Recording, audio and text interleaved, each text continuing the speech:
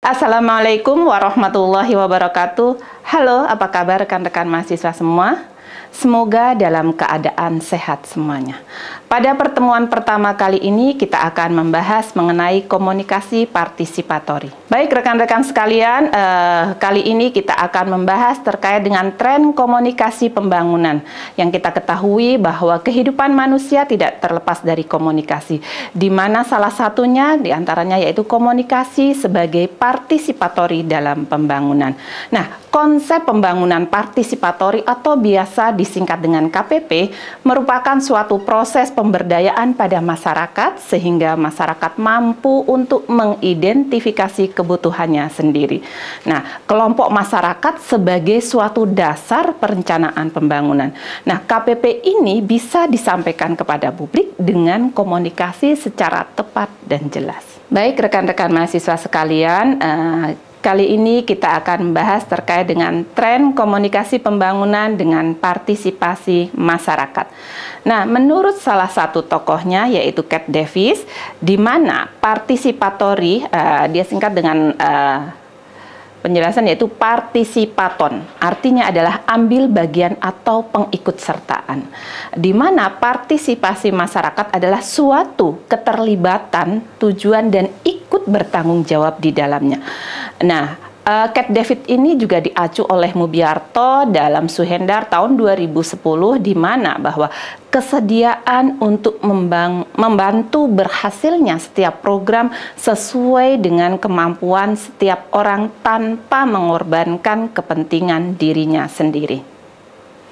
Nah, rekan-rekan mahasiswa sekalian, bahwa partisipasi masyarakat itu sendiri juga dimaksudkan adalah ikut serta memanfaatkan dan menikmati hasil-hasil dari pembangunan. Baik rekan-rekan mahasiswa sekalian, di mana urgensi partisipasi, di mana masyarakat merupakan sebuah subjek pembangunan dan bukan objek. Nah, dalam partisipasi masyarakat dan juga kemampuan itu berkembang secara mandiri, ibarat dua sisi mata uang yang tidak dapat terpisahkan, tetapi dapat dan perlu dibedakan, di mana masyarakat yang memiliki kemampuan berkembang secara mandiri bisa membangun dengan atau tanpa berpartisipasi secara vertikal dengan pihak lain, terutama antara pemerintah dan juga masyarakat. Baik rekan-rekan sekalian, selain tadi urgensi dari partisipasi, di sini ada tujuan dari partisipasi itu sendiri, bahwa partisipasi memberikan kesempatan dan wewenang kepada masyarakat untuk terlibat memecahkan berbagai permasalahan. Nah, partisipasi masyarakat bertujuan untuk mencari solusi permasalahan yang tentunya lebih baik dalam suatu komunitas dengan membuka lebih banyak kesempatan bagi masyarakat untuk ikut memberikan kontribusi sehingga implementasi kegiatan berjalan lebih efektif, efisien, dan sustainable atau berkelanjutan. Oke, baik rekan-rekan mahasiswa sekalian, Ibu akan jelaskan di sini adalah bentuk partisipasi masyarakat, di mana yang pertama adalah ide atau gagasan. Di dalam suatu partisipasi seperti contohnya ada mubes, raker, ada suatu rapat organisasi, tentu saja sangat diperlukan suatu ide dan juga gagasan. Selanjutnya, partisipasi juga bisa dalam bentuk tenaga, seperti pada kegiatan-kegiatan yang sifatnya adalah lebih pada fisik, memperbaiki sarana prasarana contohnya. Dan selanjutnya adalah partisipasi masyarakat dalam bentuk dana atau uang. Biasanya dilakukan bisa saja secara swadaya atau juga memang ada anggaran khusus yang bisa dilakukan di dalam kegiatan pembangunan itu sendiri. Selanjutnya bentuk partisipasi bisa berupa dialog. Dialog bisa dilakukan ketika ada pertemuan antara masyarakat dan juga publik yang berkepentingan atau stakeholder yang lain. Kemudian bentuk partisipasi aktif setiap proses atau juga tahapan. Tentunya karena ini adalah komunikasi partisipatori di mana pembangunan tidak terlepas dari komunikasi, maka peran aktif setiap anggota harus mengikuti setiap setiap tahapan-tahapan dalam setiap pembahasan persoalan yang ada. Selanjutnya adalah bentuk partisipasi gotong royong, di mana gotong royong biasa dilakukan oleh misalnya dalam kegiatan di warga untuk melakukan kerja bakti, gotong royong untuk membantu dalam kegiatan-kegiatan sosial lainnya. Nah, rekan-rekan sekalian, di sini Ibu akan menyampaikan selanjutnya adalah setelah tadi adalah urgensi, prasyarat, ini juga ada prasyarat partisipatori atau prasyarat partisipasi, yaitu tentu saja harus meluangkan waktu. Adanya waktu untuk berpartisipasi dalam kegiatan di masyarakat. Nah, kemudian di dalam kegiatan partisipasi tentunya juga memerlukan dana perangsang secara terbatas. Selanjutnya, di mana partisipasi juga memerlukan subjek partisipasi yang telah tergabung dalam organisasi yang menjadi perhatiannya, yang turut andil dalam memberikan ide dan gagasan juga dalam penyelesaian masalah atau pemecahan masalah. Kemudian partisipasi juga harus memiliki kemampuan di mana masyarakat yang ikut berpartisipasi harus memiliki pemikiran dan pengalaman untuk menjadi suatu sumbangsih yang diberikan di dalam suatu kegiatan partisipasi. Kemudian kemampuan untuk melakukan komunikasi timbal balik. Tentu saja dalam kegiatan organisasi ataupun di dalam kegiatan sosial bermasyarakat ketika ada melakukan pembahasan permasalahan tentunya membutuhkan suatu komunikasi timbal balik khususnya untuk antara pemerintah dan juga masyarakat. Kemudian adalah selanjutnya adalah bebas melakukan peran serta sesuai dengan kewenangannya. Di sini tentu saja lebih kepada yang memiliki power atau wewenang. Kemudian adanya kebebasan dalam kelompok, tidak adanya paksaan ataupun penekanan. Nah, rekan-rekan, selanjutnya di sini adalah Ibu akan menjelaskan terkait jenis partisipasi. Nah, jenis partisipasi itu ada partisipasi vertikal, di mana masyarakat yang terlibat memiliki posisi sebagai bawahan.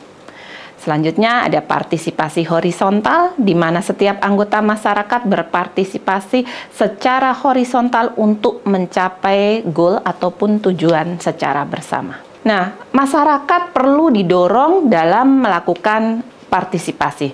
Yang pertama yaitu berorientasi ke arah hubungan yang lebih efektif dengan masyarakat. Yang kedua yaitu peningkatan rasa tanggung jawab masyarakat atau akan perubahan sosial dengan potensi dan sumber daya yang ada. Kemudian yang ketiga adalah memperlancar komunikasi antar berbagai potensi lokal.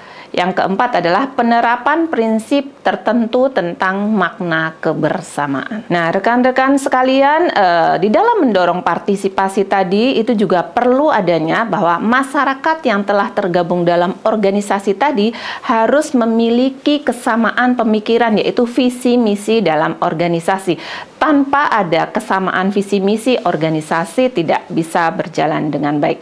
Nah, selanjutnya lebih mudah apabila visi misi sudah sama, sejalan, maka lebih mudah untuk mengajak masyarakat untuk berpartisipasi. Nah, rekan-rekan sekalian, jadi dapat disimpulkan bahwa partisipasi masyarakat yaitu pengambilan bagian atau pengikutsertaan masyarakat yang terlibat langsung setiap tahapan proses pembangunan, mulai dari perencanaan atau planning, pengorganisasian atau organizing, pelaksanaan atau executing, sampai pada monitoring dan evaluasi ataupun controlling. Nah, rekan-rekan, pada partisipasi masyarakat tentu saja memiliki tantangan. Nah, tantangan konseptual dan model tingkat partisipasi masyarakat, rekan-rekan dapat ketahui bahwa bentuk partisipasi yang paling lemah adalah non-partisipan.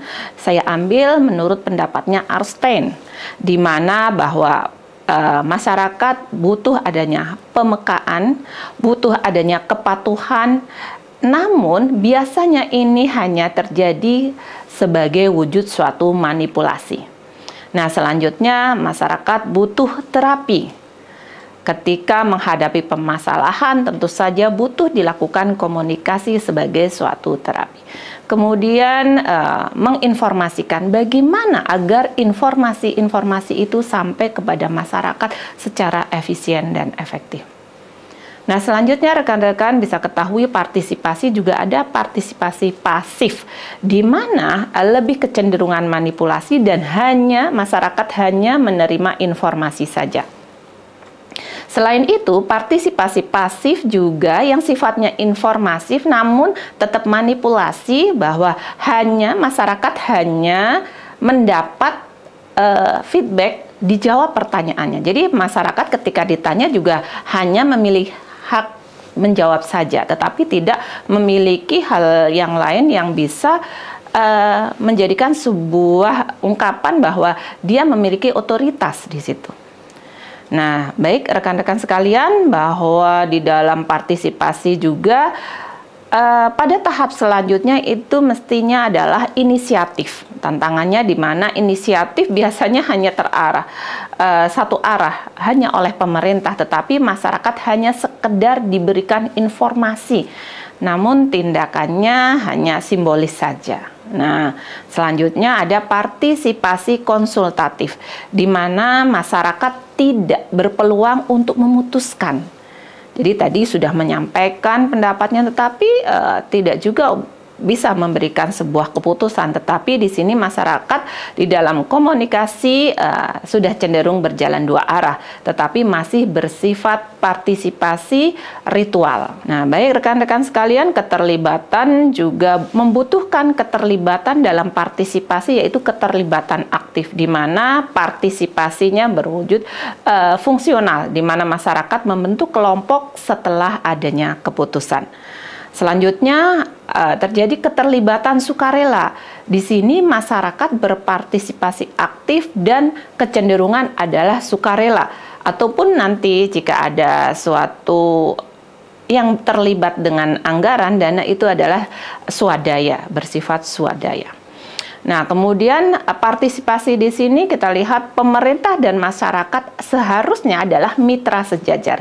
Nah, adanya perencanaan atau planning, kemudian pengorganisasian atau organizing, kemudian pelaksanaan atau activating, sampai pada monitoring dan evaluasi atau controlling, maka masyarakat memiliki kesempatan bernegosiasi dan melakukan kesepakatan dengan pemerintah. Demikian untuk bahasan pertemuan pertama kali ini. Terima kasih atas perhatian rekan-rekan mahasiswa sekalian. Sukses selalu dan salam sehat selalu. Assalamualaikum warahmatullahi wabarakatuh.